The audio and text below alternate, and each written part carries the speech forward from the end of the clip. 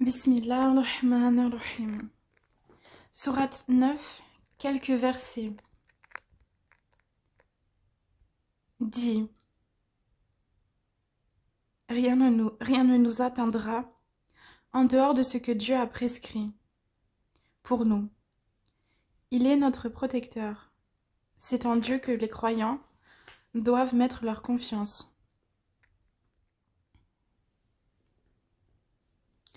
Dit, qu'attendez-vous pour nous, sinon l'une des deux meilleures choses?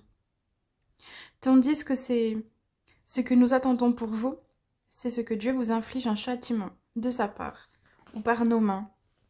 Attendez donc, nous attendons aussi avec vous. Dit, dépensez bon gré mal gré.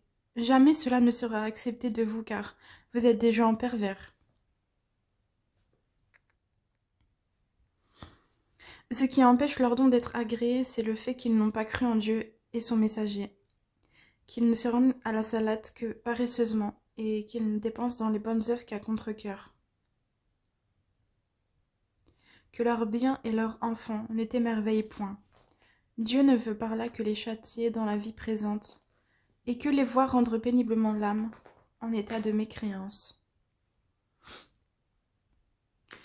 Et ils, les hypocrites, jurent par Dieu qu'ils sont vraiment des vôtres, alors qu'ils ne le sont pas. Mais ce sont des gens peureux. Les sadaqat ne sont destinés que pour les pauvres, les indigents, ceux qui y travaillent, ceux dont les cœurs sont à gagner à l'islam, l'affranchissement des jougs, ceux qui sont lourdement endettés dans le sentier de Dieu, et pour le voyageur en détresse. C'est un décret de Dieu, et Dieu est omniscient et sage. Pas pour les mosquées, Allah n'a pas besoin de nous, c'est nous qui avons besoin de lui. Quand vous désobéissez à Allah et obéissez à un hypocrite pour créer une grande injustice dans la communauté musulmane, vous rémunérez le diable et vous laissez de côté une messagère de Dieu dans le besoin.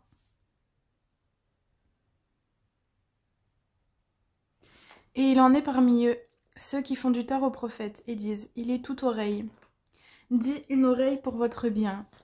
Il croit en Dieu et fait confiance aux croyants, et il est une miséricorde pour ceux d'entre vous qui croient. Et ceux qui font du tort au messager de Dieu auront un châtiment douloureux.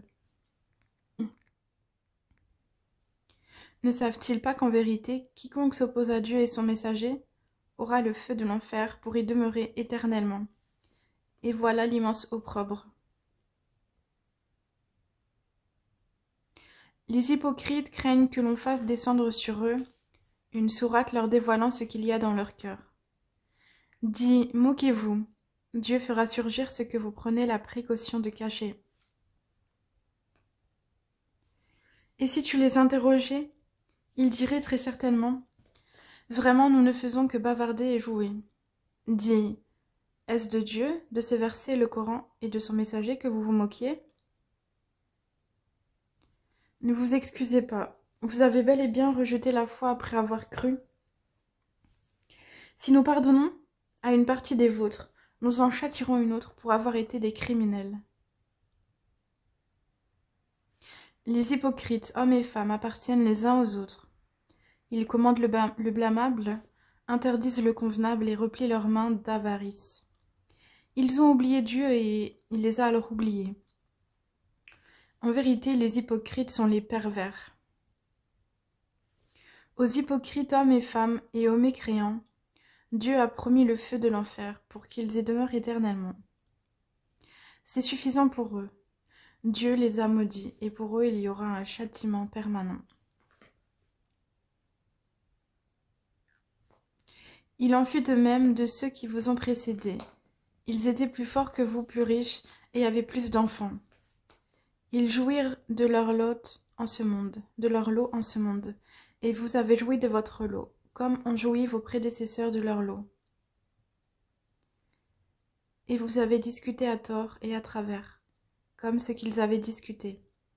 Ceux-là verront leur œuvre anéantie dans ce monde, et dans l'autre, et ceux-là sont les perdants.